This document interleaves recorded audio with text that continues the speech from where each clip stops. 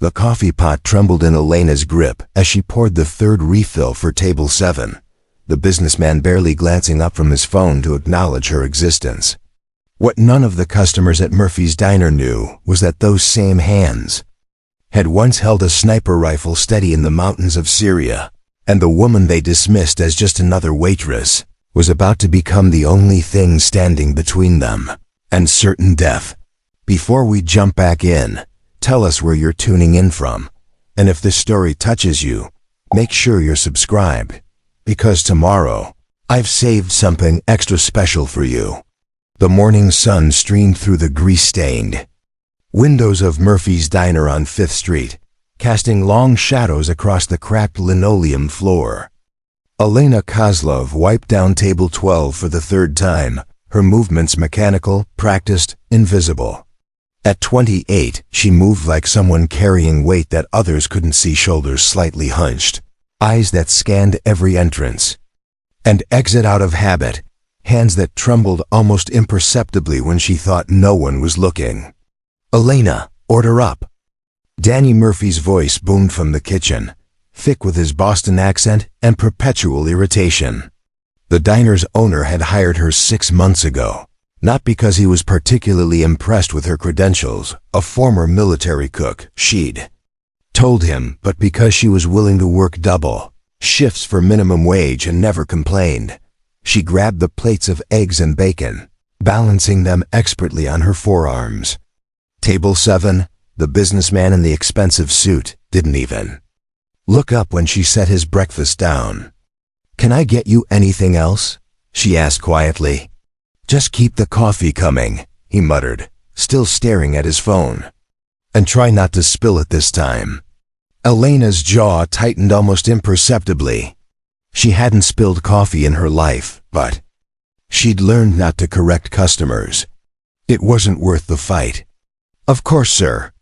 As she walked back to the coffee station, she caught her reflection in the chrome napkin dispenser. Dark hair pulled back in a simple ponytail, no makeup, uniform that hung loose on her small frame. She looked exactly like what everyone assumed. She was just another working-class woman trying to make ends meet. They had no idea that 6 months ago, she'd been Lieutenant Elena Kozlov, Navy SEAL Team 6, one of the first women to complete BUD-S training and survive 3 tours in the Middle East. They also had no idea why she'd left. The tremor in her hand started again, subtle but persistent. It had begun in Damascus during what the official reports called a routine extraction operation. There had been nothing routine about watching her teammate, Marcus Rodriguez, die in her arms because she'd hesitated for half a second on a shot that could have saved him. The official investigation cleared her of any wrongdoing. Enemy fire was too intense. No reasonable person could have made that shot under those conditions. But Elena knew the truth. In that crucial moment, she doubted herself. And Marcus had paid the price. The medical discharge came 3 weeks later. Post-traumatic stress disorder, they'd said, recommending immediate removal from active duty for psychological evaluation and treatment. Elena had barely fought it. How could she protect her teammates when she couldn't even trust her own hands to stay steady? "Elena." Danny's voice cut through her thoughts. "Table 4 wants their check." She moved through the familiar routine, printing the check, walking it over to the elderly couple who'd been coming to Murphy's every Tuesday for the past decade. They smiled kindly and left a modest tip, the kind of small gesture that reminded her there was still goodness in the world, even when everything else felt broken. The lunch rush was beginning to pick up. Construction workers from the nearby site filed in, followed by office workers and a few truckers passing through.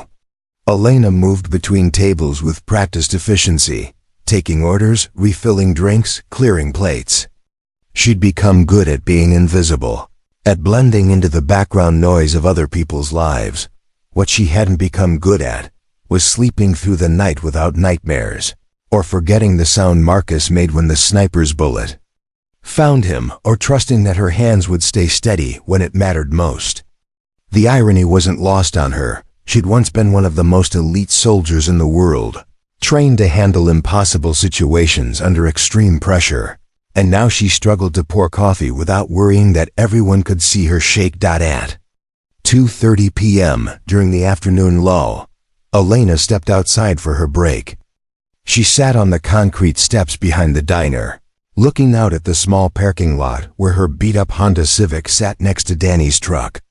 The sun was warm on her face, and for a moment, she allowed herself to remember what it felt like to have purpose beyond surviving each day. She pulled out her phone and scrolled through news headlines, a habit she'd developed to stay connected to a world she no longer felt part of. Most of the stories were the usual mix of politics and celebrity gossip, but one headline made her pause. Terrorist cell leader escaped federal custody during transport. The accompanying photo showed a man she recognized immediately, Dmitry Volkov, a Russian arms dealer she'd helped capture in Syria 2 years ago. According to the article, he'd escaped during a prisoner transfer just outside the city and was considered extremely dangerous.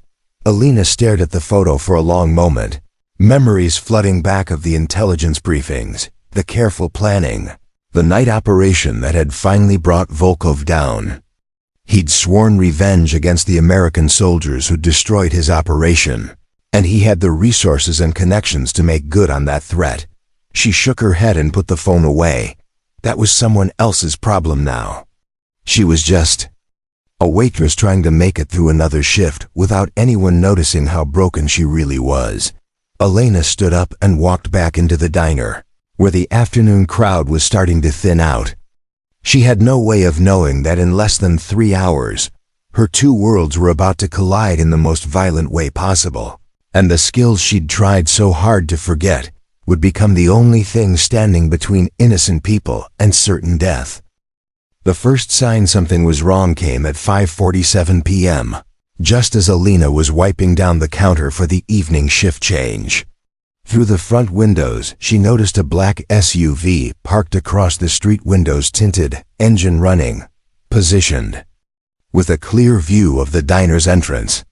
Her military training kicked in automatically, cataloging details that civilian eyes would miss. The vehicle's tactical positioning, the way it had been there just long enough to assess the location without drawing attention. "Danny," she called to the owner, who was counting the day's receipts behind the register. "You expecting anyone? Company, maybe?" Danny looked up, following her gaze to the SUV. "Nah, probably just someone waiting for their kid or something."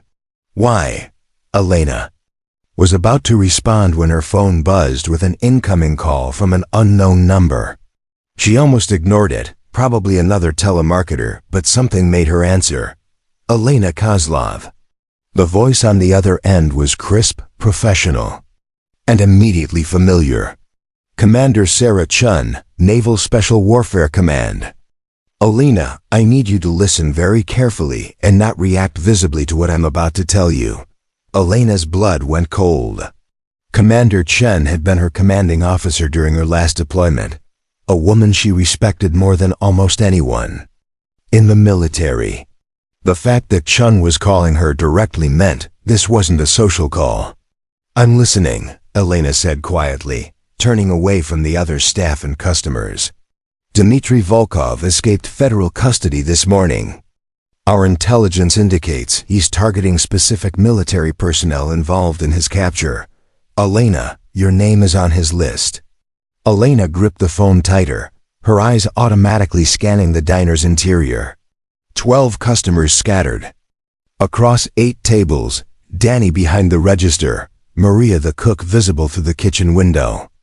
All of them innocent civilians who had no idea they were sitting in what might become a battlefield. "Where is he now?" Elena asked. "Unknown. But Elena, there's more.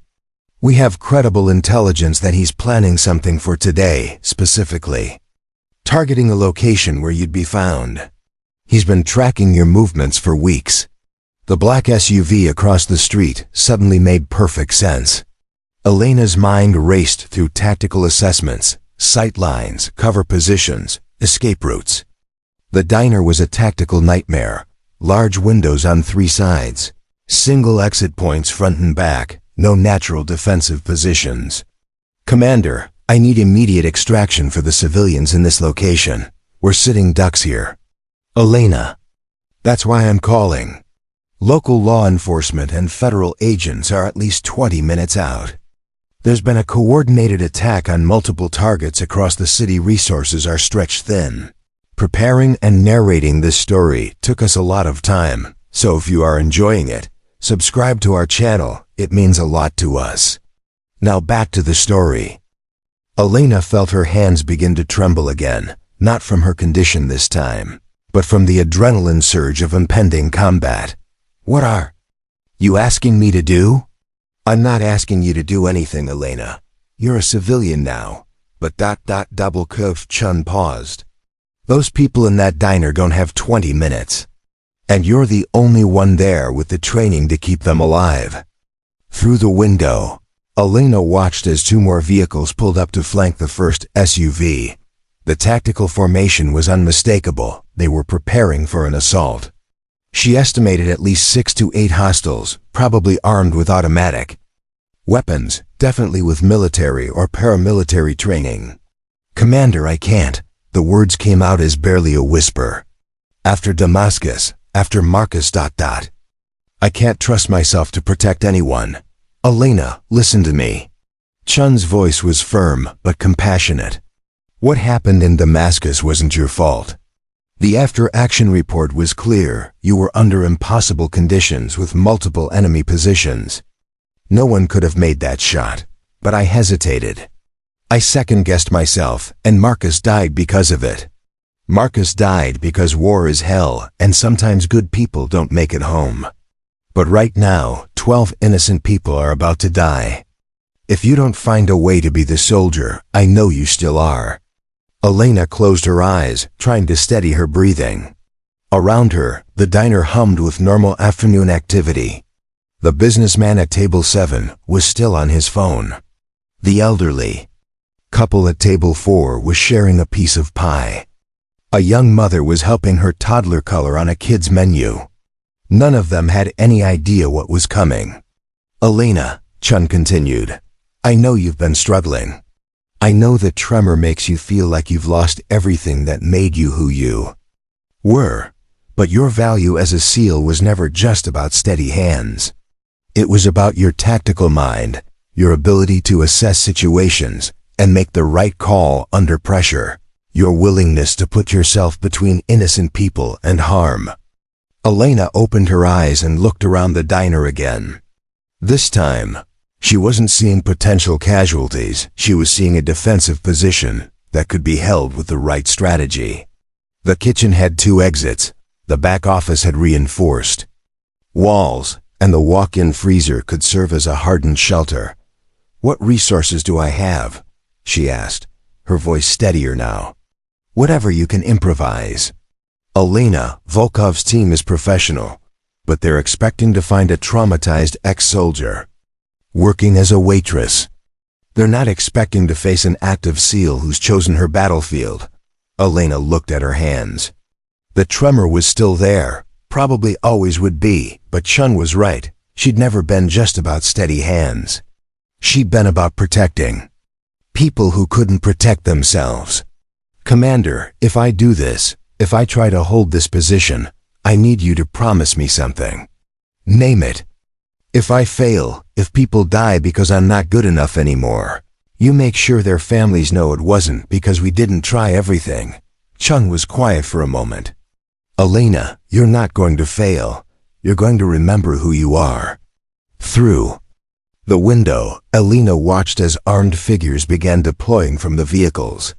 They were moving with professional precision, establishing a perimeter around the diner. She had maybe 3 minutes before they made their move. I have to go, Elena said. It's starting, Elena. Chun's voice was urgent. Remember your training. Trust your instincts. And know that everyone here believes in you. Elena ended the call and slipped the phone into her pocket. She looked around the diner one more time, seeing it now through tactical eyes. 12 civilian lives depending on a broken soldier with shaking hands and a heart full of doubt. But maybe, just maybe, being broken didn't mean being useless. Maybe it just meant being human. Elena took a deep breath and walked toward the kitchen. It was time to remember who she used to be. Elena's hands moved with muscle memory as she grabbed a large kitchen knife from the prep station, tucking it into her apron. The familiar weight of a weapon, even an improvised one, helped center her racing thoughts. She had maybe 2 minutes before Volkov's team made their move, and 12 innocent people who had no idea their quiet Tuesday afternoon was about to become a war zone. "Danny," she called to the owner, keeping her voice calm and level. "I need you to listen to me very carefully. In about 60 seconds, some very dangerous people are going to try to come through that front door. We need to get everyone to the back of the restaurant immediately." Danny looked up from his receipts, confusion written across his weathered face. "Elena, what the hell are you talking about? Are you feeling okay? Danny, please." Elena's voice carried an authority that made him take a step back. For the first time since she'd started working at the diner, she wasn't speaking like a submissive waitress. She was speaking like someone accustomed to giving orders in life or death situations. "Trust me on this. We need to move now." Through the front window, Elena could see the tactical team spreading out. 6 men, all carrying concealed weapons under winter coats despite the warm weather. They were moving with practiced coordination, establishing overlapping fields of fire while maintaining the appearance of casual pedestrians. Professional, patient, deadly. Elena's phone buzzed with a text from an unknown number. "We know you're in there, Lieutenant. Come out alone and the civilians live. You have 2 minutes." She stared at the message for a moment, and suddenly she wasn't in Murphy's diner anymore. She was back in Damascus, watching through her scope as Marcus Rodriguez moved toward the extraction point. The sniper's bullet had found him because she'd hesitated, because in the crucial moment when everything depended on her steady hand and clear judgment, she doubted herself. The guilt crashed over her like a physical weight. Marcus had been 24 years old, engaged to a teacher from Ohio, 3 weeks away from rotating home. He'd talked constantly about the house they were going to buy, the kids they wanted to have, the normal life he was going to build after his service ended. All of that had died in a Syrian alley because Elena Kozlov couldn't make the shot when it mattered most. "Elena?" Danny's voice seemed to come from very far away. "You're scaring me here." She blinked, focusing on the present moment. The businessman at table 7 was still absorbed in his phone call, completely oblivious to the danger.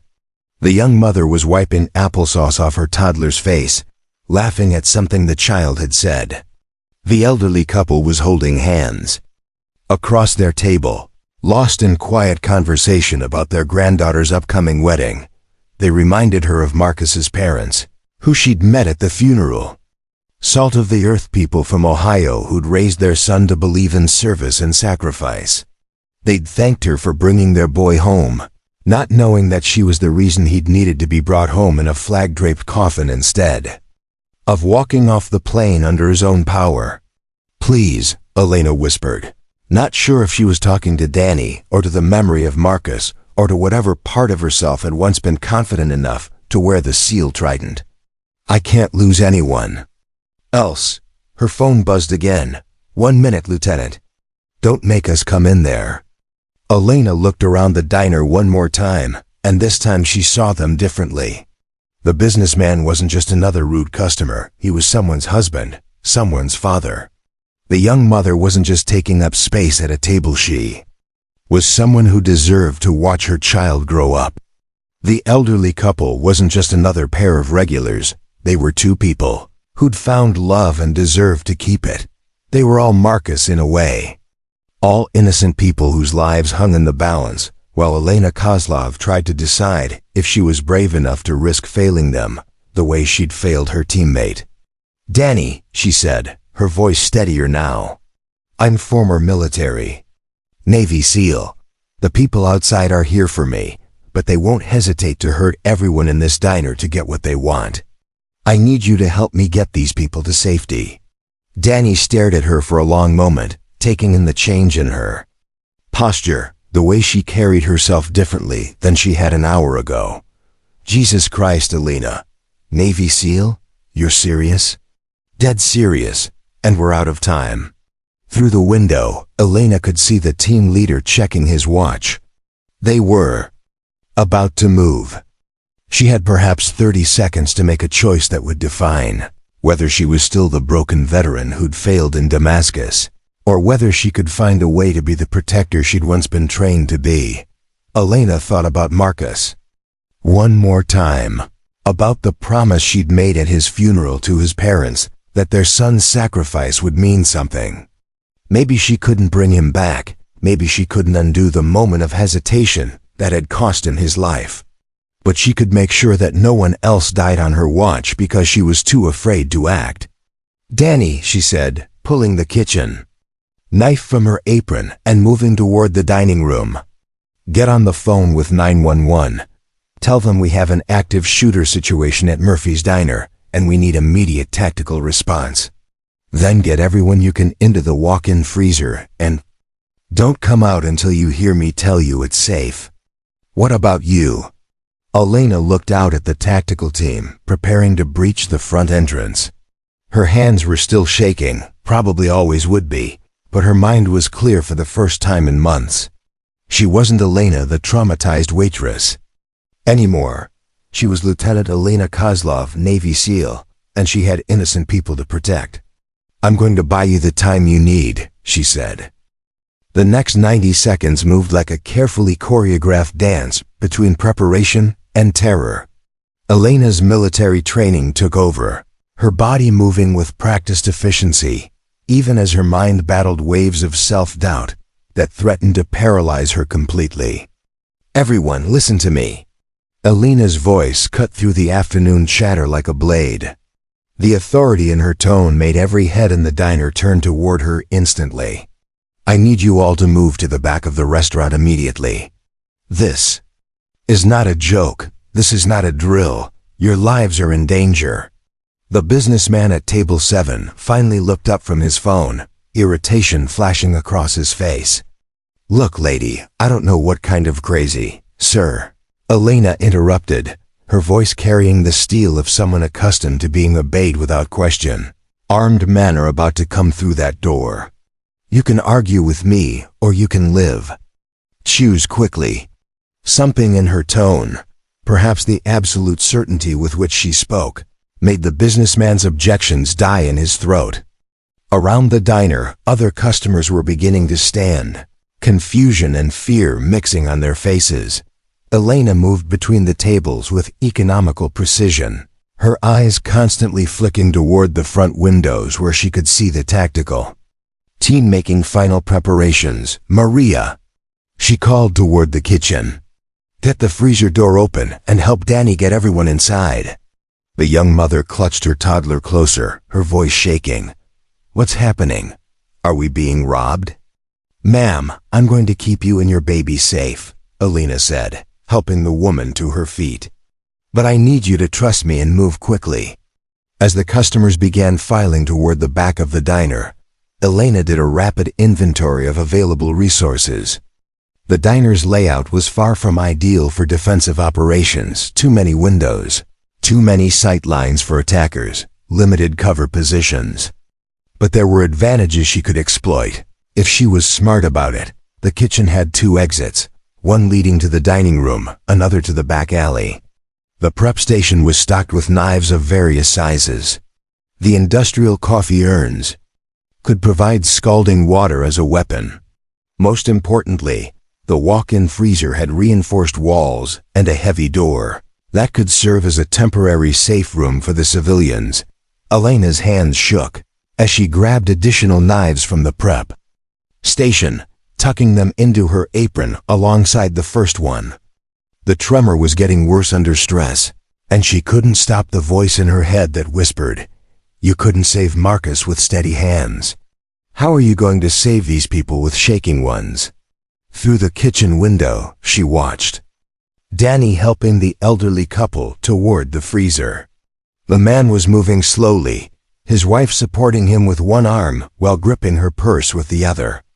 They looked so fragile, so completely unprepared for violence, and Elena felt the familiar weight of responsibility settling on her shoulders like a lead blanket. Elena. Danny appeared beside her, his face pale but determined. Everyone's in the freezer except Mrs. Patterson. She's in the bathroom and won't come out. Says she doesn't understand what's happening. Elena cursed under her breath. Mrs. Patterson was a regular, a 78-year-old widow who came in every Tuesday for coffee and pie. She was probably terrified and confused, hiding in the one place that felt safe to her. How long until police arrive? Elena asked. Dispatcher said 15 to 20 minutes minimum. There's been some kind of coordinated attack across multiple locations. They're stretched thin. Elena's phone buzzed. Time's up, Lieutenant. Through the front window she could see the team leader giving hand signals to his men. They were moving into final assault positions. Elena estimated she had maybe 10 seconds before they breached the entrance. Her hands were shaking so badly, now that she had to grip the prep counter to steady herself. The familiar panic was rising in her chest, the same crushing doubt that had paralyzed her in Damascus. What if she froze again? What if her tremor made her miss a crucial shot or fumble a weapon at the critical moment? What if 12 innocent people died because Elena Kozlov wasn't good enough to protect them? Elena, Danny said quietly, I don't know what you did in the military, but whatever it was, these people are counting on you now. Elena looked toward the freezer where the civilians were hiding, then toward the bathroom where Mrs. Patterson was probably cowering in terror. She thought about Marcus, about the promise she'd made to be better, to find a way to turn her failure into something meaningful. Her phone rang. Commander Chen. Elena, what's your status? 6 hostiles preparing to breach. Civilians secured except for one elderly woman in the bathroom. Danny, I need you in that freezer now. Elena. Now, Danny. Lock the door from inside and don't open it for anyone except me. Danny hesitated for a moment, then squeezed her shoulder. Give him hell, he said, and disappeared toward the back. Commander, Elena said into the phone, I need you to know something. If this goes wrong, if people die because I'm not good. Enough anymore. Elena, stop. Chun's voice was firm. You're good enough. You were always good enough. The tremor doesn't change who you are inside. Elena heard the front door handle rattle as someone tested it. They'd be coming through in seconds. What if I freeze again? What if I can't? Then you adapt. You find another way. That's what SEALs do. We adapt and overcome. Your hands might shake, but your mind is still sharp. Your training is still there, and your heart is still in the right place. The front door exploded inward as the tactical team breached the entrance. Elena ended the call and dropped into a crouch behind the kitchen counter, gripping the largest knife she'd been able to find. Through the pass-through window, she could see armed figures moving into the dining room with professional precision. Her hands were shaking. Her heart was pounding, and every instinct was screaming at her to run. But she thought about Mrs. Patterson in the bathroom, about the young mother and her baby in the freezer, about Marcus Rodriguez and the promise she'd made to be better. Elena Kozlov might not be the soldier she used to be, but she was the only soldier these people had. The tactical team moved through Murphy's diner like ghosts, their weapons raised and ready as they swept each table and booth with professional precision. Elena remained crouched behind the kitchen counter, watching through the pass-through window. As 6 armed figures in dark clothing systematically cleared the dining room. Clear left, came a voice with a thick Russian accent. Clear right, responded another. Kitchen next, said a third voice, and Elena recognized it immediately. Dmitry Volkov himself was leading the assault. The arms dealer she'd helped capture in Syria had come personally to settle the score. Elena's mind automatically shifted into tactical mode. cataloging everything she could observe about the enemy force. 6 operators, moving in textbook formation. Military-grade weapons. She could see at least 2 assault rifles, and what looked like submachine guns on the others. Body armor under their dark jackets. Professional communications gear. These weren't street criminals or amateur terrorists. They were soldiers, probably former Spetsnaz or similar elite units. The first man reached the kitchen entrance, weapon raised as he prepared to round the corner. Elena gripped the kitchen knife tighter, her hands trembling not just from her condition, now but from pure adrenaline. In her mind, she could hear her old instructor from butt-ass training. When you're outgunned and outnumbered, you use surprise, environment, and superior knowledge of the terrain. Elena knew every inch of this kitchen after 6 months of working double shifts. She knew that the industrial fryer oil was kept at 375 degrees, that the coffee urns contained nearly boiling water, that the walk-in freezer door opened outward and could serve as both cover and weapon. The first operator stepped into the kitchen, his rifle sweeping left toward the prep station. Elena was positioned to his right, hidden behind the main counter where the point-of-sale system sat. She had perhaps 2 seconds before he spotted her. In that moment, all her training crystallized into a single point of clarity. Her hands might shake, but her mind was sharp. She might not be able to trust her accuracy with firearms anymore, but she could still think 3 steps ahead of her enemies. Elena grabbed the handle of the nearest coffee urn and yanked it sideways. Scalding coffee erupted across the floor. Just as the operator took his next step, he slipped on the burning liquid, his rifle discharging harmlessly into the ceiling as he went down hard on the slick linoleum. "Contact kitchen," he shouted in Russian, but Elena was already moving. She vaulted over the counter with an agility that surprised even her, muscle memory taking over as her body remembered what it felt like to be a weapon instead of a victim. The fallen operator was struggling to regain his footing on the coffee-slicked floor when Elena's boot connected with his weapon, sending it skittering across the kitchen toward the freezer. "Where is she?" Volkov's voice boomed from the dining room. "Find the American." Elena grabbed the fallen operator by his tactical vest and hauled him behind the prep station, just as 2 more team members appeared in the kitchen doorway. They hesitated for a split second, unsure whether their teammate was down or in cover, and that hesitation was all Elena needed. She pressed the kitchen knife to the man's throat and called out in Russian, a language she'd learned during her intelligence training. "One step closer and your friend dies." The 2 operators at the doorway exchanged glances. Through their tactical radio chatter, Elena could hear Volkov giving orders. "I want her alive if possible, but if she resists, do what you must. The civilians are expendable." Elena's blood went cold. She'd gotten the innocent people into the freezer, but that wouldn't protect them if Volkov decided to execute them out of spite. She needed to draw the entire team away from the back of the restaurant, needed to become the sole focus of their attention. "Tell Volkov I want to talk," Elena shouted, still holding the knife to her captive's throat. "Just him and me." There was a pause, then Volkov's voice came from the dining room. "Elena Kozlov, the famous American sniper. Do you remember me?" "I remember you," Elena called back. "I remember the weapons cache you were selling to terrorists. I remember the American soldiers who died because of your guns. And I remember the night you destroyed my operation. Cost me $50 million and 2 years of my life in your government's prison." Elena's mind raced through possible strategies. She had 1 hostage, but 5 more operators and Volkov himself were still free. The police were still 15 minutes away minimum.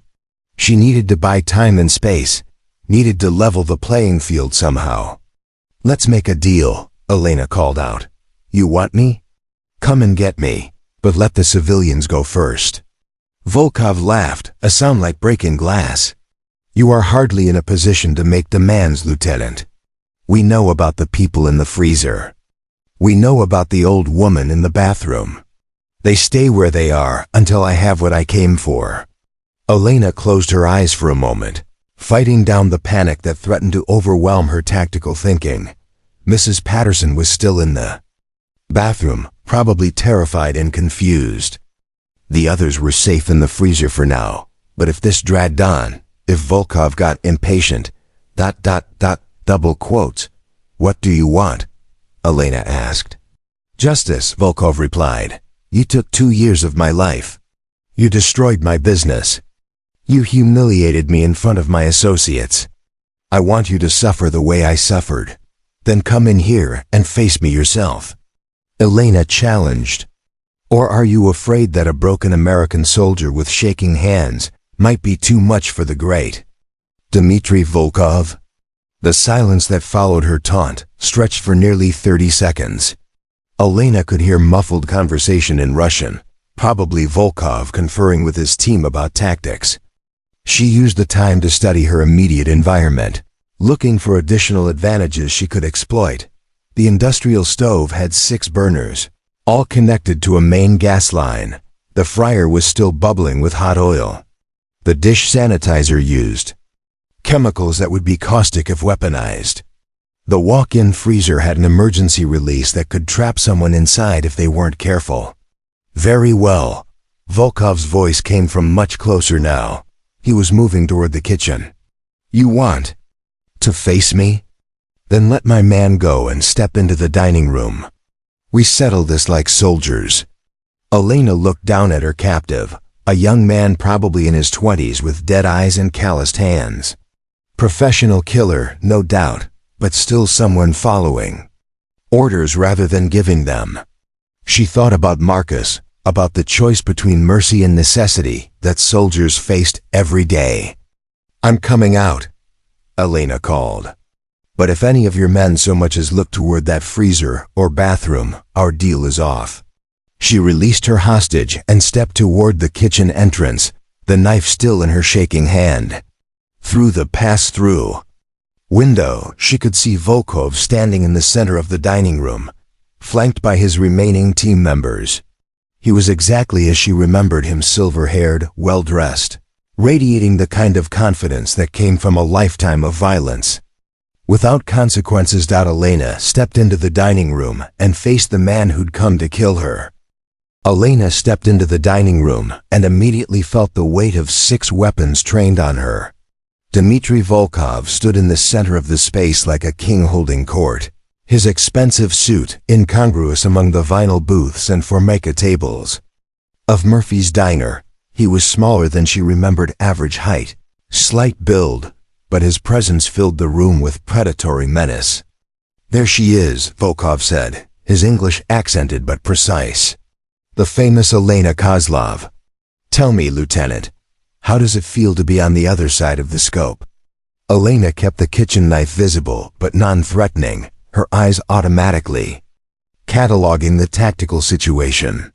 5 operators positioned at strategic points around the dining room, weapons ready, but not immediately aimed at her. Volkov himself appeared unarmed, confident in his overwhelming numerical advantage. The front door was still open, but reaching it would mean crossing 20 feet of open ground under multiple lines of fire. It feels like Tuesday afternoon, Elena replied, surprised by how steady her voice sounded. Just another day dealing with trash that needs to be taken out.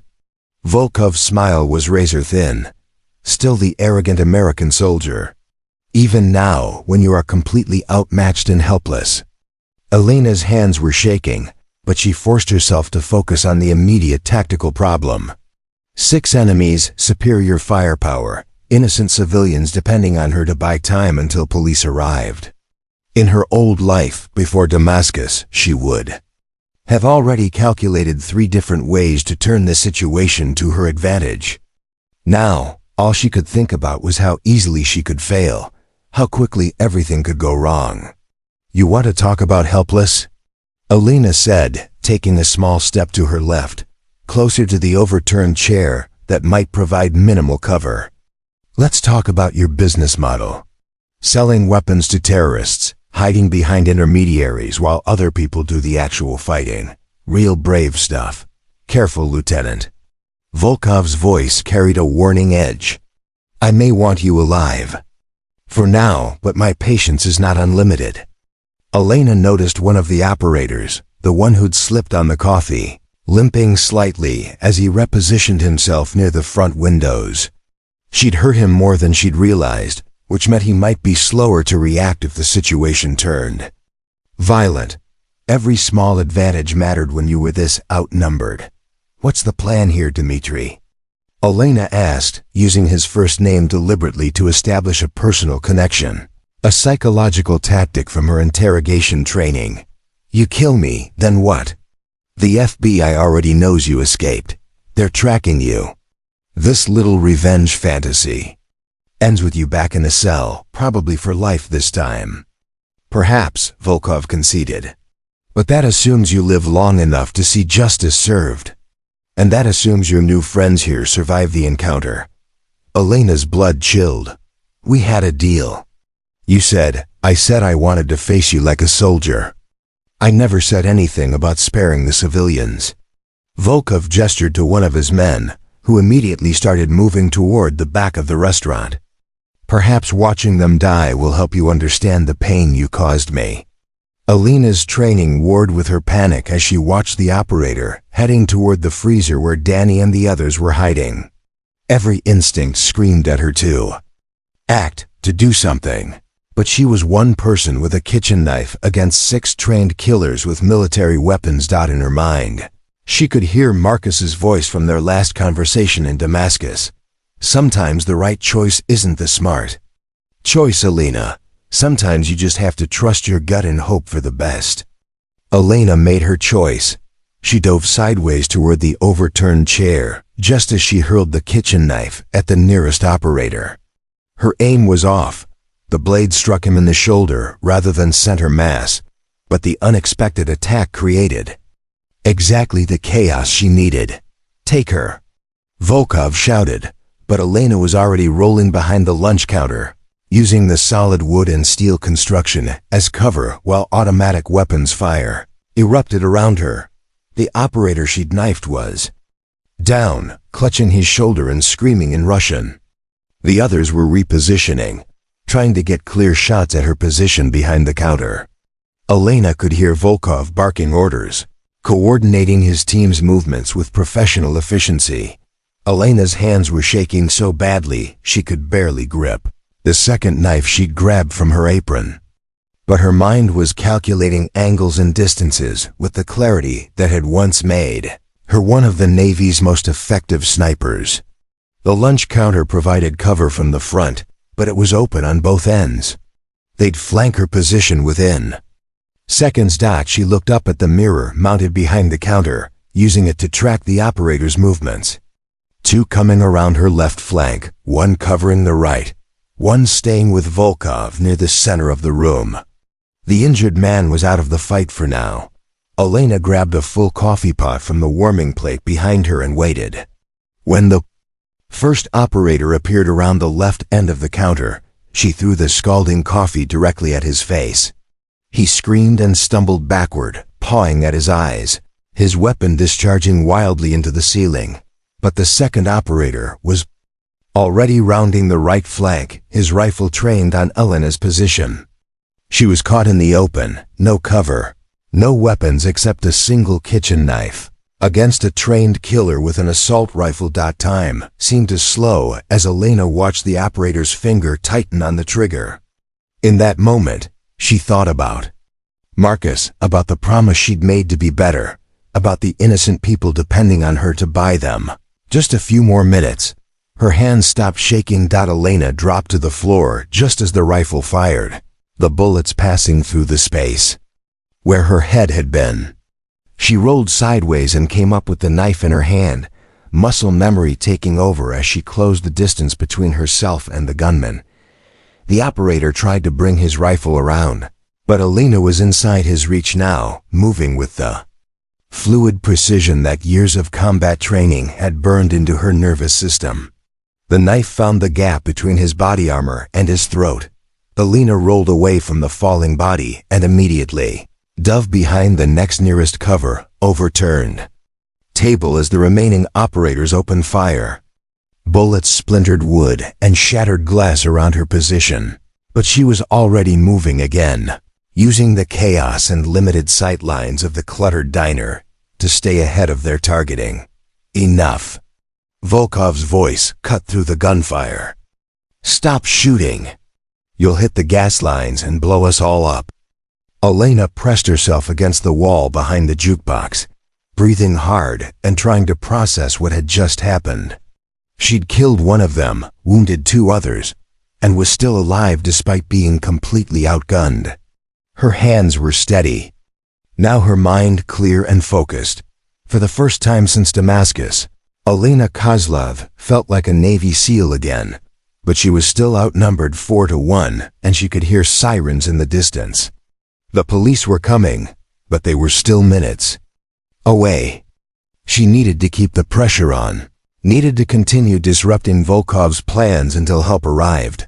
Elena checked her remaining weapons, 1 kitchen knife and whatever improvised tools she could scavenge from the destroyed diner.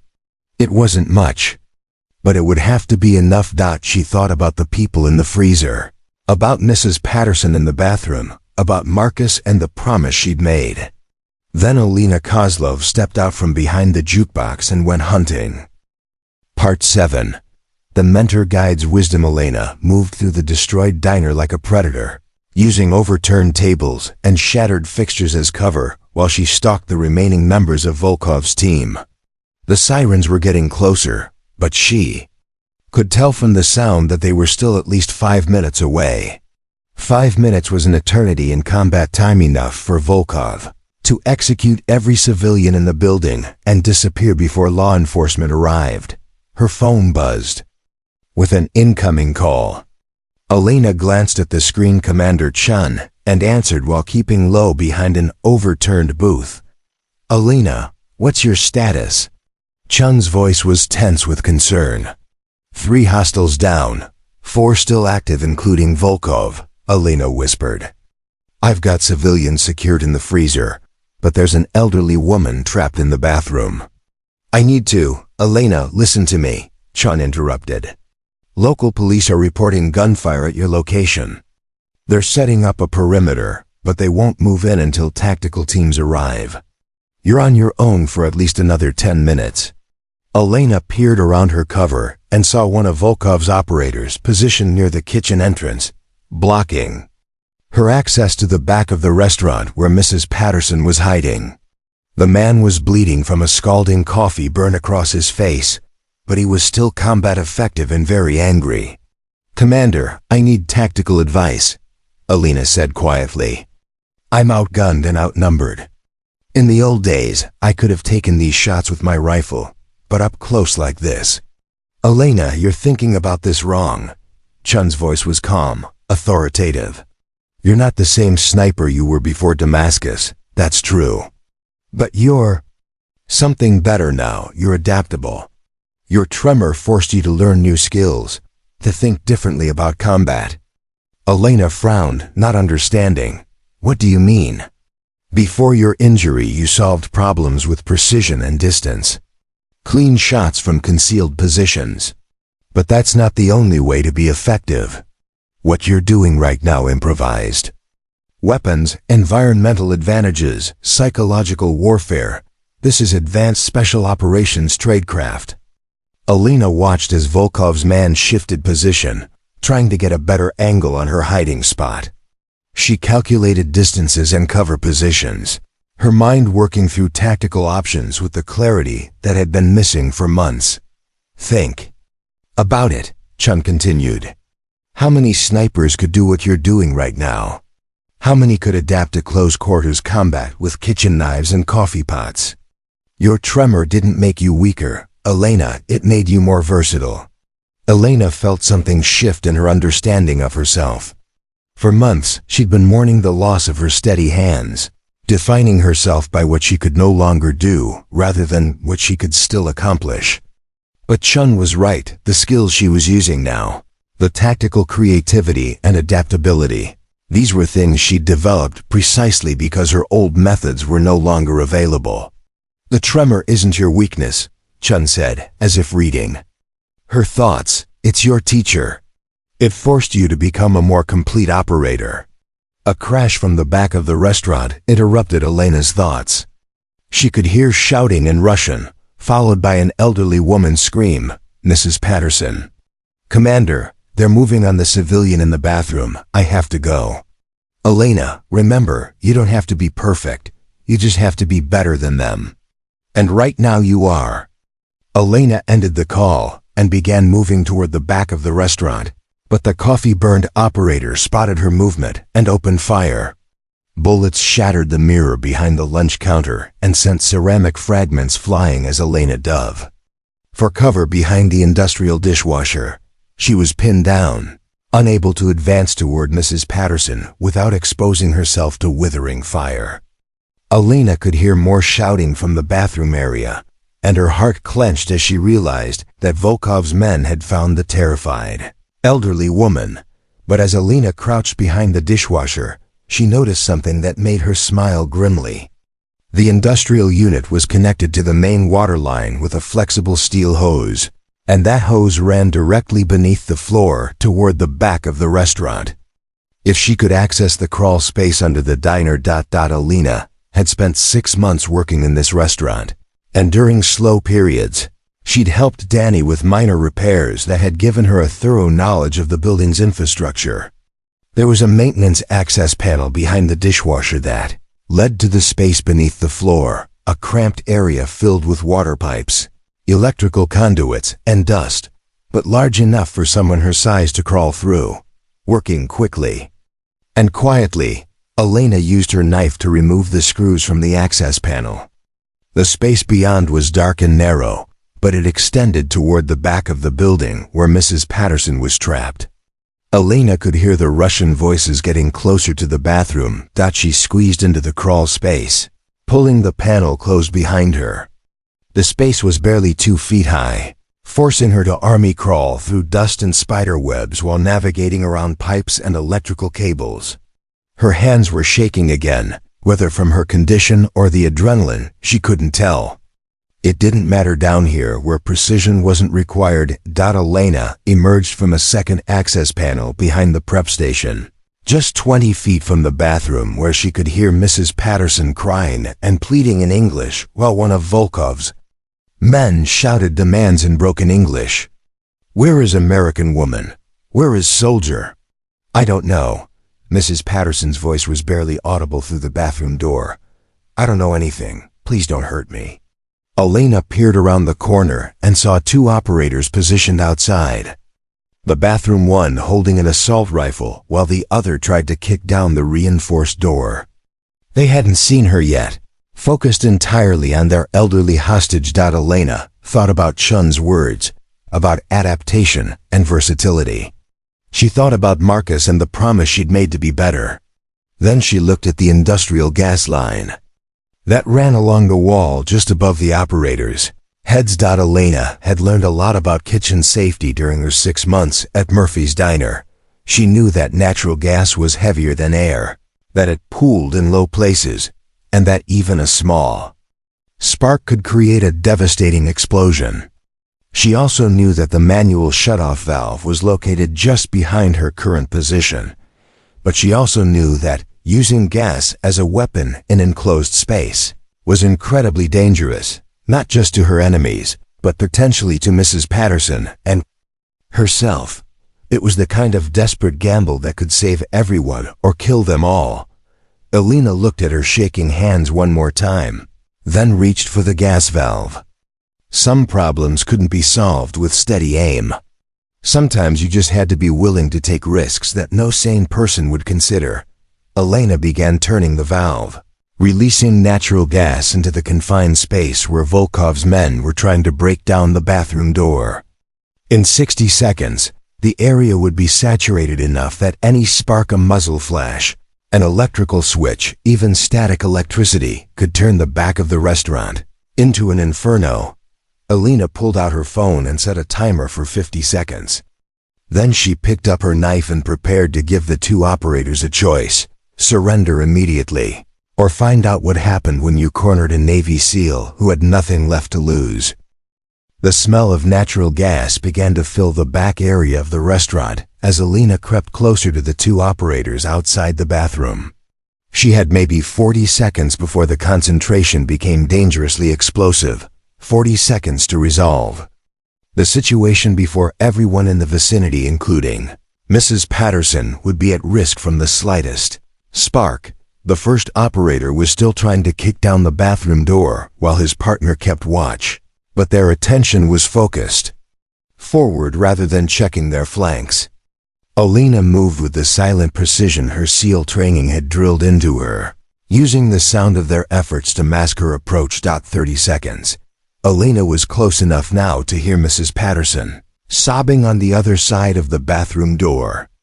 The elderly woman was begging them not to hurt her, promising she didn't know anything about any soldier.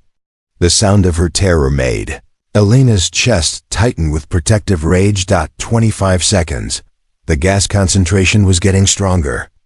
Elena could smell it clearly now, which meant the operators would notice it soon too.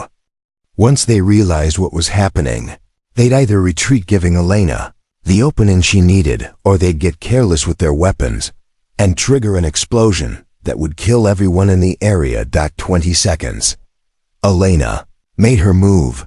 She stepped around the corner with her knife raised, speaking in Russian. "Drop your weapons, or we all die together."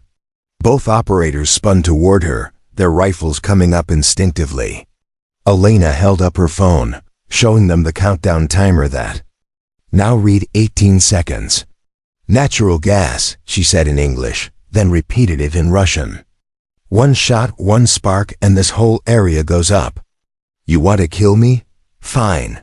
But you'll die too, and so will the old woman." The operator closest to her, a young man with a Slavic accent, when he cursed, looked around and suddenly noticed the smell that had been building. His eyes widened as he realized what Elena had done. 15 seconds. "You're bluffing," the second operator said, but Elena could hear uncertainty in his voice.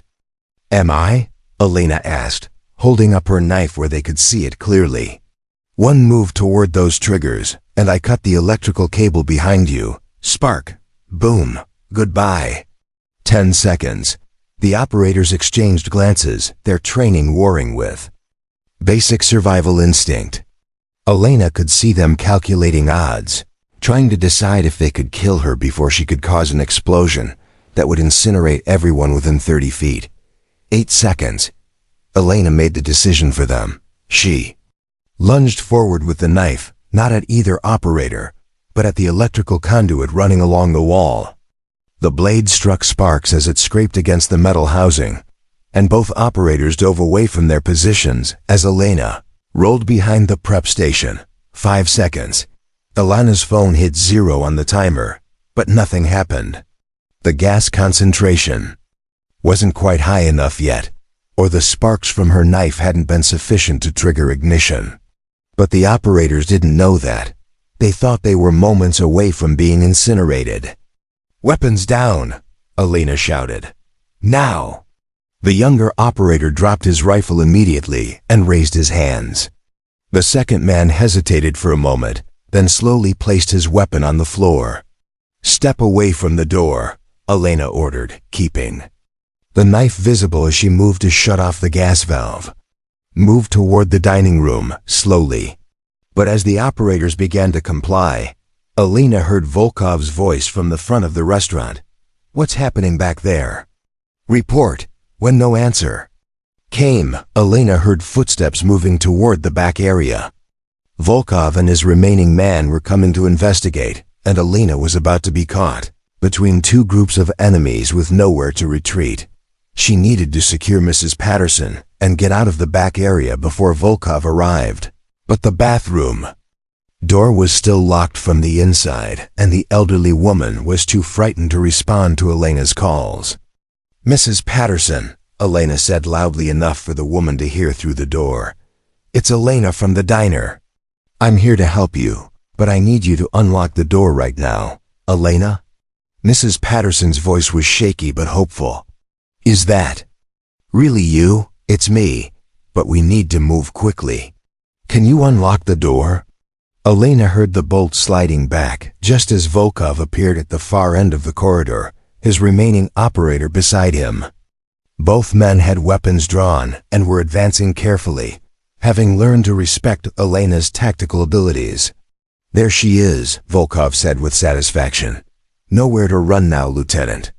Elena was trapped in the narrow corridor between the bathroom and the kitchen, with armed enemies at both ends and an elderly civilian who could barely walk without assistance. The two operators she disarmed were still nearby, and while they didn't have weapons, they could easily overpower her if they chose to act. Mrs. Patterson emerged from the bathroom, moving slowly and gripping Elena's arm for support. She was a small woman, probably barely 100 pounds, but her presence completely changed Elena's tactical situation. Any firefight now would put the innocent woman directly in harm's way. Let her go, Elena called to Volkov. This is between you and me. Actually, it's not, Volkov replied, his weapon trained on both women. See, I've been thinking about your earlier comments regarding justice and consequences. You're right that killing you might bring attention I don't want. But if there were no witnesses to what happened here, if everyone in this diner simply disappeared. Elena felt ice water in her veins as she understood what Volkov was suggesting. He wasn't just planning to kill her. He was planning to eliminate everyone who could testify about his presence in the country. Danny and the other civilians in the freezer, Mrs. Patterson, Elena herself, all of them would die to protect Volkov's operational security. The police are already on their way, Elena said. You can't kill everyone. Can't I? Volkov smiled coldly. Terrorist attack on American soil. Foreign operatives eliminated by brave federal agents arriving just too late to save the civilians. I have people in your government who will make sure the story is told correctly. Elena's mind raced through the implications. If Volkov had corrupt officials helping him, then even when the police arrived, it might not matter. He could spin any outcome to his advantage as long as there were no survivors to contradict his version of events. Mrs. Patterson clutched Elena's arm tighter, sensing the danger, even if she didn't understand the politics involved. Elena, what's happening? It's going to be okay, Elena said, though she wasn't sure she believed it anymore. She was one person with a knife against multiple armed opponents, responsible for protecting a frail elderly woman who couldn't move quickly or take cover effectively. But as Elena looked at Mrs. Patterson's frightened face, she thought about Chun's words about adaptation and versatility. She thought about Marcus and the promise she'd made to find meaning in his sacrifice. And she thought about the innocent people in the freezer who were depending on her to keep them alive long enough for real help to arrive. Elena Kozlov might be outgunned and outnumbered, but she wasn't beaten yet. Not as long as she could still think, still move, still fight. She just needed to find a way to turn her greatest weakness, Mrs. Patterson's vulnerability, into a tactical advantage. Elena was calculating her next move when her phone buzzed with an incoming call. The display showed a local number she didn't recognize, but something made her answer despite the tactical situation. Elena Kozlov, she said quietly, keeping her eyes on Volkov and his men. Lieutenant, this is Detective Ray Morrison, Metro Police. I'm the tactical commander for the response team outside your location. Elena felt a surge of hope. Detective, I have multiple hostiles inside, at least one civilian with me, and more civilians secured in the walk-in freezer. The leader is Dmitri Volkov, escaped federal prisoner. I know who he is, Morrison interrupted. Elena, I need you to listen carefully. We have federal agents on scene now who are taking over this operation. They're going to resolve this situation, but they need you to stand down immediately. Elena frowned. Something in the detective's tone didn't sound right. Stand down? I have innocent people to protect. The federal agents have a plan to neutralize the threat. But Elena, They need you to move away from the elderly woman and toward the front of the restaurant. Can you do that? Elena's tactical instincts were screaming warnings. Detective, who are these federal agents? What agency? There was a pause before Morrison answered. They're CIA, Elena. This is a matter of national security now. Elena's blood went cold. CIA didn't have domestic operational authority. They wouldn't be running tactical operations on American soil unless something was very wrong. And the way Morrison had hesitated before saying CIA suggested he was either lying or being fed information by someone else. Detective, I need you to verify something for me, Elena said, still watching Volkov. What's the name of my former commanding officer? Another pause. Elena, we don't have time for, what's her name? Elena insisted. I don't have that information readily available. Elena ended the call immediately. Any legitimate law enforcement response would have had access to her military records within minutes.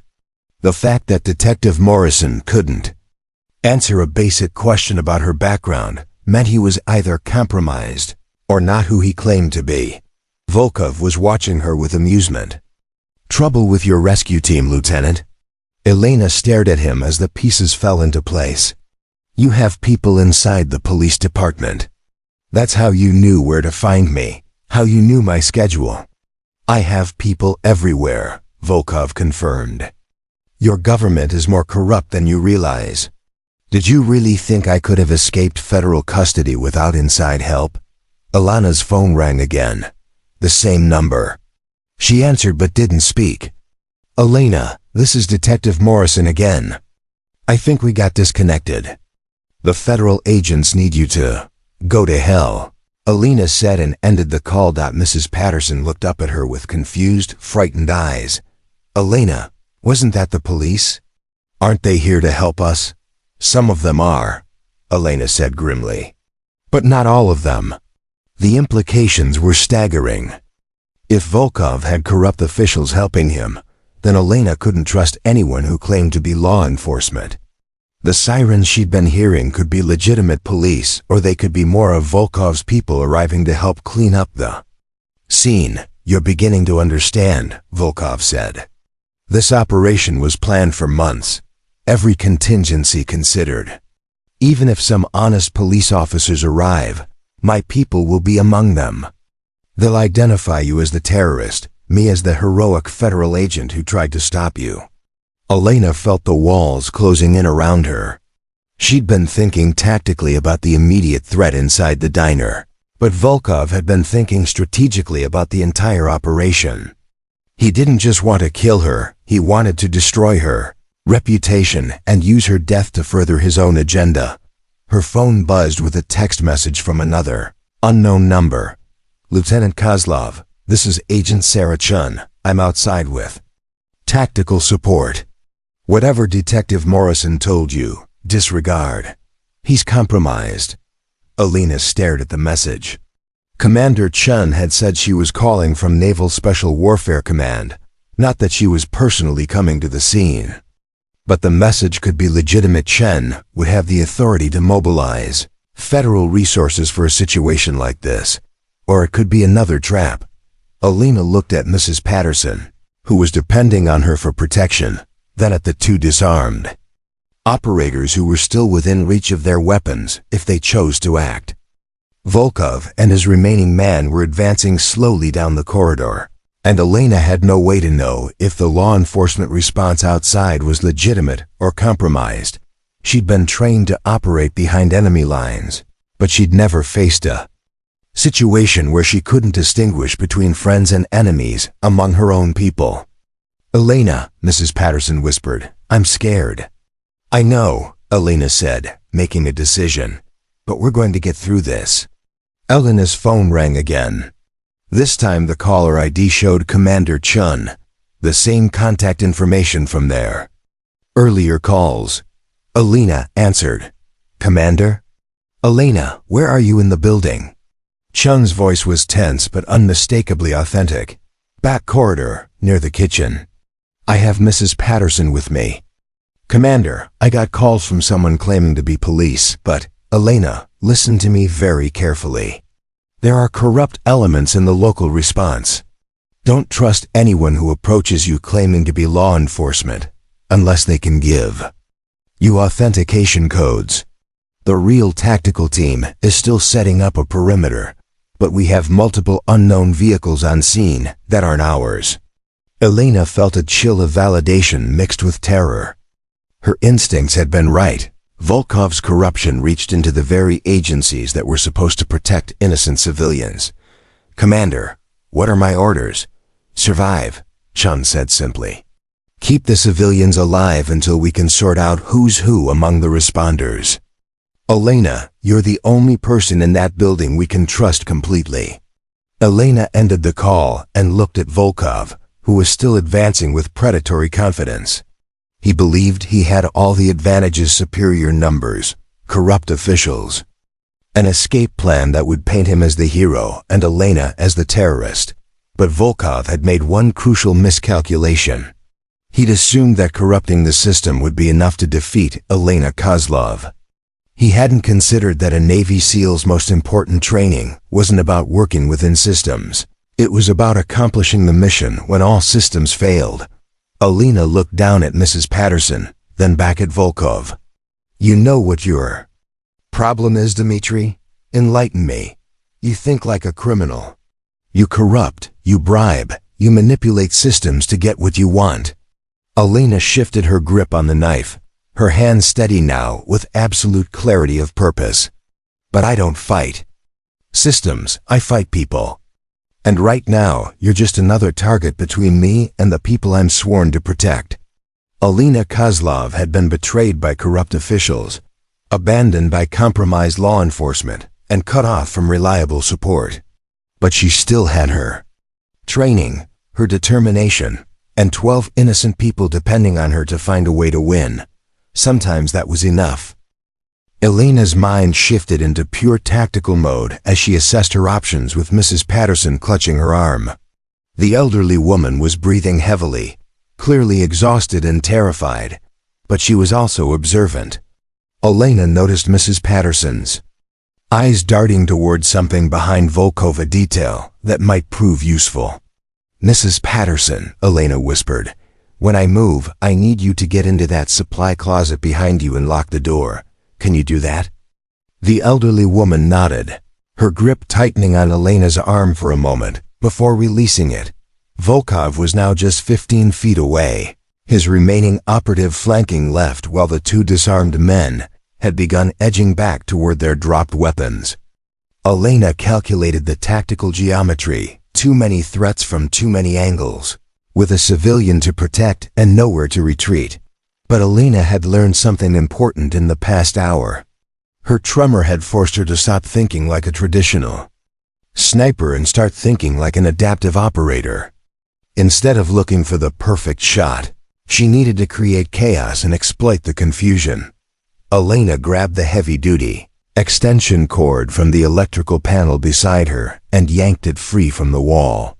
The thick orange cable was 20 feet long and heavy enough to serve as an improvised weapon. More importantly, pulling it out had killed power to the back section of the restaurant, plunging the corridor into relative darkness. Now, Mrs. Patterson, Elena shouted. The elderly woman moved with surprising agility toward the supply closet as Elena whipped the extension cord like a flail toward Volkov's position. The heavy electrical connector struck the Russian arms dealer across the shoulder, sending him stumbling backward into his operative. Elena didn't wait to see the results. She rolled sideways into the kitchen, using the prep station for cover as automatic weapons fire erupted behind her. In the darkened corridor, Volkov's men were shooting at shadows and muzzle flashes rather than clear targets. Elena's hands were shaking again, but she channeled the tremor into continuous movement, never staying in one position long enough for the gunman to establish clear sight lines. She grabbed a large mixing bowl from the prep station and hurled it toward the dining room, creating noise and distraction while she circled back toward the freezer area. The shooting stopped as Volkov's voice cut through the chaos. "Stop firing. Blindly, you'll hit each other." Elena used the momentary ceasefire to check on the civilians in the walk-in freezer. She could hear voices inside. Danny and the others were still alive and secure. But she could also hear new sounds from the front of the restaurant. Multiple vehicles arriving, doors slamming. Voices shouting tactical commands. The question was whether those voices belonged to legitimate law enforcement or more of Volkov's people. Elena's phone buzzed with another call from Commander Chun. She answered while keeping low behind the industrial freezer unit. "Elena, what's your status?" "Still engaged. Multiple hostiles, one civilian secured in supply closet, others still in the freezer." "Commander, I can hear response teams arriving, but I don't know who to trust." "Elena, I'm going to give you authentication codes. Anyone who approaches claiming to be legitimate law enforcement should be able to confirm these codes: Tango 77 Alpha and Whiskey 42 Charlie. If they can't provide those codes, treat them as hostile." Elena memorized the codes as she watched Volkov's men regrouping in the corridor. The two previously disarmed operators had recovered their weapons, and all four remaining hostiles were now advancing methodically toward the kitchen. "Commander, I'm about to be overrun. They've got me outnumbered and outgunned." "Elena, remember what we talked about earlier. You don't have to fight them conventionally. Use everything you've learned about adaptation." Elena looked around the kitchen, seeing it now not as a workplace, but as an arsenal of improvised weapons and tactical advantages. The industrial gas line she'd used earlier, the scalding fryer oil, the electrical systems, the structural elements. She'd learned about during her months of maintenance work, but most importantly, she saw the fire suppression system. Murphy's diner had been upgraded with a commercial-grade fire suppression system after a kitchen fire 3 years earlier. Elena had helped Danny test it monthly, and she knew exactly where the manual activation switch was located. More importantly, she knew that the system used a combination of water and foam that would flood the entire restaurant within seconds. Elena made her way to the fire suppression control panel, mounted on the wall near the back exit. But as she reached for the activation switch, she heard Mrs. Patterson's voice from the supply closet. "Elena, there are men coming through the back door." Elena spun around to see two figures in tactical gear entering through the rear exit, weapons raised and ready. They were dressed like law enforcement, but in the chaos and darkness, she couldn't verify their identity. "Federal agents," one of them shouted. "Where's the terrorist?" Elena hesitated. These could be legitimate responders, or they could be more of Volkov's people. She needed to test them without revealing her position. Authentication codes. Elena called out from behind the freezer unit. "What?" the first figure responded. "Tango 77 Alpha and Whiskey 42 Charlie." Elena shouted. There was a pause. Then the second figure called back. "We don't have those codes. Just come out with your hands visible." Elena's blood went cold. Legitimate federal responders would have been briefed with the authentication codes Chin had given her.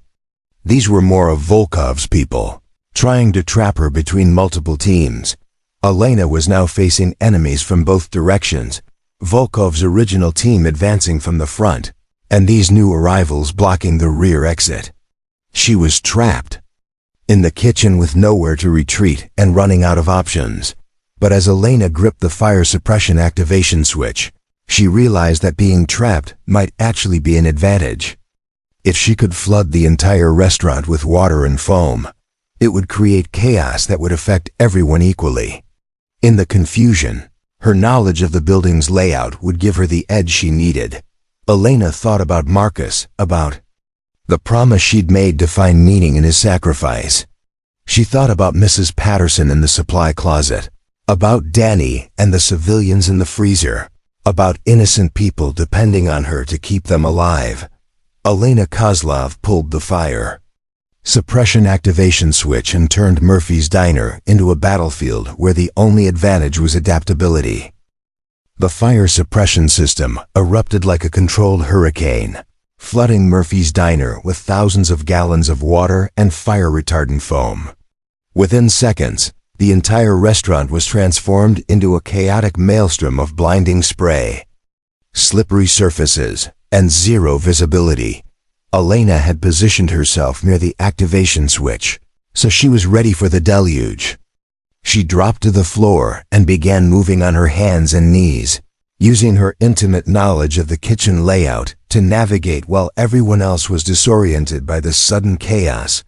Through the roar of water and foam, she could hear shouting in multiple languages, Russian, English, confused tactical commands as Volkov's men tried to regroup in conditions that made coordinated movement nearly impossible. The suppression system was designed to make the building uninhabitable during a fire, and it was working exactly as intended. Elena crawled toward the supply closet where Mrs. Patterson was hiding. She needed to secure the elderly woman and then work her way to the freezer to check on the other civilians. But as she moved through the foam-covered floor, her hand touched something that made her blood run cold, a tactical boot. Attached to a leg, one of the fake federal agents had been closer than she'd realized when the system activated. Elena could see him struggling to his feet, temporarily blinded by foam but still gripping his weapon. He was between her and Mrs. Patterson, and in the chaos, he might shoot anyone who moved. Elena's training took over.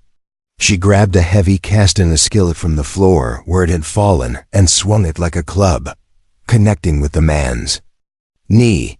He went down hard, his weapon skittering across the slippery floor into the foam-covered darkness. "Elena!" Mrs. Patterson's voice came from the supply closet, barely audible over the suppression system. "I can't breathe in here." Elena realized the foam was seeping under the closet door, and Mrs. Patterson was probably panicking in the confined space. The elderly woman needed to get out, but Elena couldn't see clearly enough to ensure the area was secure. Elena made a decision that went against every tactical instinct she'd ever learned.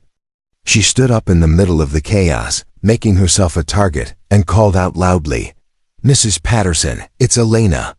Follow my voice." The response was immediate. Muzzle flashes erupted from multiple directions as Volkov's men fired toward the sound of her voice. But the foam and water made accuracy impossible, and Elena was already moving, using the sound of their shots to locate their positions. Elena grabbed Mrs. Patterson's hand as the elderly woman emerged from the supply closet. Soaked and frightened but alive. "Stay right behind me," Elena whispered urgently. "Don't let go of my hand." Together, they began moving toward the walk-in freezer where the other civilians were hiding. Elena led the way, one hand gripping Mrs. Patterson's wrist, the other holding the cast-iron skillet she'd used as a weapon. The fire suppression system was beginning to cycle down, which meant visibility would improve soon, and with it, the tactical advantage would shift back to Volkov's superior numbers. But as they approached the freezer, Elena heard something that changed everything, the distinct sound of legitimate tactical radio chatter in English, using proper military communications protocols. Real law enforcement had finally arrived and was establishing a perimeter around the building. "Federal agents. Building is secured. All hostiles drop weapons immediately." The voice came from the front entrance, backed by the unmistakable authority of professional law enforcement. Elena heard Volkov shouting orders in Russian, his men trying to regroup for a final assault before the real authorities could intervene. Elena reached the freezer and pounded on the door. "Danny, it's Elena. Open up." The heavy door swung open, revealing Danny and 6 other civilians huddled in the cold storage area. They were scared but alive, exactly as Elena had left them. "Everyone stay in there until I tell you it's safe," Elena ordered. "The real police are here now, but it's not over yet." Elena positioned Mrs. Patterson safely inside the freezer with the others, then turned back toward the chaos of the restaurant. The fire suppression system had finally stopped, leaving everything covered in foam and water. Visibility was improving, which meant the final confrontation was about to begin. Through the settling mist, Elena could see Volkov near the front entrance. His remaining men flanking him as legitimate federal agents approached from outside. He was trapped between Elena and real law enforcement, his escape routes cut off, his corruption exposed. But cornered predators were always the most dangerous. Elena gripped her improvised weapon and prepared for the final showdown with the man who'd tried to destroy everything she'd sworn to protect. The foam-covered restaurant had become a surreal battlefield where Elena faced off against Volkov across 20 feet of debris-strewn linoleum. Real federal agents were positioned outside the windows, their tactical lights cutting through the settling mist, but they couldn't move in without risking civilian casualties. "It's over, Volkov," Elena called out, her voice carrying clearly in the sudden quiet. "Your escape routes are cut off. Your people are down. Surrender now." Volkov laughed, a sound like breaking glass. Despite being outnumbered and trapped, he seemed genuinely amused. "Over? Elena, you still don't understand what's really happening here." Elena kept her makeshift weapon ready, scanning for Volkov's remaining men. She could see 2 operators still active, positioned behind overturned tables with clear lines of sight to the freezer where the civilians were hiding. "Enlighten me," Elena said, buying time while she calculated tactical options. "This entire operation, the escape, the attack on your diner, even the corrupt officials, all of it was theater." Volkov's smile was predatory. "A demonstration for potential clients who wanted to see if my organization could operate effectively on American soil." Elena felt ice water in her veins as the implications hit her. "You're saying this was all a test?" "Precisely. And you, Lieutenant Elena Kozlov, former Navy SEAL turned waitress, have been the perfect test subject. My clients are watching remotely, observing how effectively we can neutralize American Special Operations personnel in their own country." Through the windows, Elena could see federal agents establishing a perimeter, but they were maintaining distance, probably following protocols for hostage situations. They had no way of knowing that every second of delay was giving Volkov's clients more intelligence about American response capabilities. "But here's the beautiful part," Volkov continued. "Win or lose, this demonstration is already a success. We've proven we can infiltrate your law enforcement, manipulate your emergency response, and engage your elite soldiers in sustained combat. That information alone is worth millions to the right buyers." Elena realized with growing horror that Volkov was right. Even if he died here, even if his remaining men were captured, the intelligence value of this operation was enormous. Foreign adversaries now knew exactly how American systems could be compromised and exploited. "Elena!" Danny's voice came from the freezer. "Federal agents are trying to communicate with you." Elena could hear amplified voices from outside. "This is FBI Special Agent Sarah Chun. Elena Kozlov, if you can hear this, we need you to secure the civilians and move toward the east exit." Elena's heart leaped. Commander Chun had made good on her promise to bring federal support. But as she started to respond, Volkov's expression shifted to one of cold satisfaction. "Agent Chun," Volkov called out loudly enough to be heard outside. "How nice of you to join us." "Elena, did you really think your commander would come personally unless there was something more at stake here?" Elena's blood chilled as pieces of a larger puzzle began falling into place. "What are you talking about? Your precious Commander Chun has been under investigation for months, suspected of selling intelligence to foreign buyers.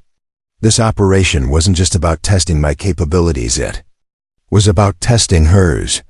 Elena's mind reeled. If Chun was compromised, then everything, the phone calls, the authentication codes, even the federal response outside, could be part of an elaborate, Trap designed to capture or eliminate the last honest operator who knew. Too much. You're lying, Elena said. The doubt was creeping into her voice. Am I? Tell me, Elena, how did I know your exact schedule? How did I know which diner you worked at, what shifts you took, even which bathroom Mrs. Patterson prefers? Volkov's smile was triumphant. Someone with access to surveillance reports provided that information. Elena felt the walls closing in around her. If Chun was corrupted, if the federal response outside was compromised, then Elena had led all the civilians into an even more elaborate trap than she'd realized. Her phone buzzed with a text from Commander. Chun. Elena, bring all civilians to the east exit immediately. We have secure transport waiting. Elena stared at the message, her tactical instincts screaming warnings. The east exit led to an alley with limited visibility and multiple escape routes, exactly where someone would position vehicles for an extraction that needed to avoid public scrutiny. Elena, Mrs. Patterson's voice came from the freezer. Those agents outside are asking us to come out. Should we trust them? Elena looked at the frightened faces of 12 innocent people who had placed their lives in her hands. She thought about Marcus, about the promise she'd made to protect those who couldn't protect themselves. She thought about Commander Chun's encouragement, about adaptation and versatility, about finding strength in vulnerability, but most of all, she thought about the tremor in her hands that had taught her to question everything, to never trust. The obvious solution, to always look for the angle that others might miss. Elena Kozlov made a decision that would define not just her own survival, but the fate of every person in Murphy's diner. Everyone stays in the freezer, she announced loudly enough for the outside agents to hear. No one moves until I'm absolutely certain who the real good guys are. Outside, the amplified voice of Agent Chun took on a harder edge. Elena, you need to follow orders and bring those civilians out immediately. Elena smiled grimly and raised her voice. Come in and get them yourself, Sarah, if you're really who you say you are.